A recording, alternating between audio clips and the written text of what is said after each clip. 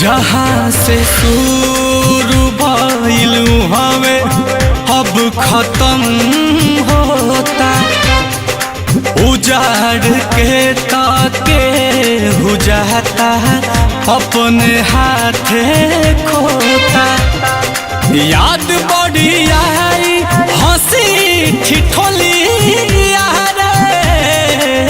चल जाई पिया वाले के डोलिया रे।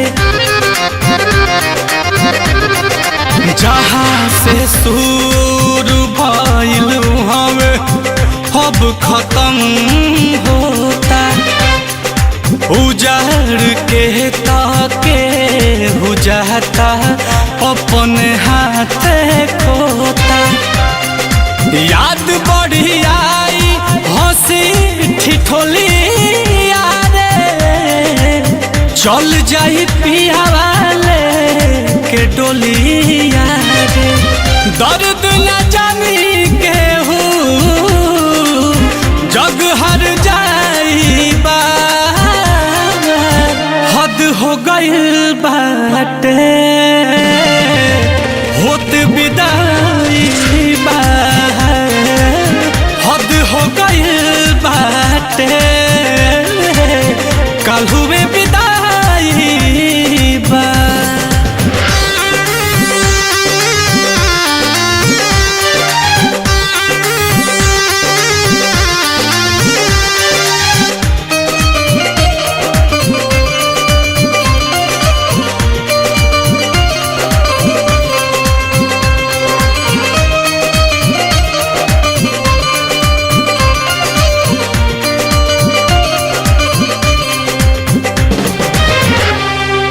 वफा के राह में काटा ही काटा भरल बा।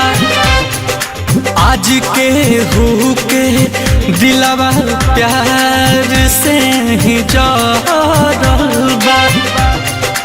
आलम नील कमल के तू तरोवा के तड़पल पारी हमारा रोवा के। वफा के राह में काटा ही काटा भरल बा।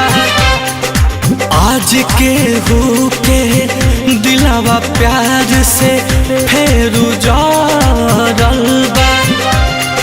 छोटू नील कमल के तू रोवा के तड़पल पारी हमारा रोवा के। भूख प्यास उड़ल लागत ना उंघाई बा हद हो गइल बाटे काल हुए विदाई बा हद हो गइल बाटे।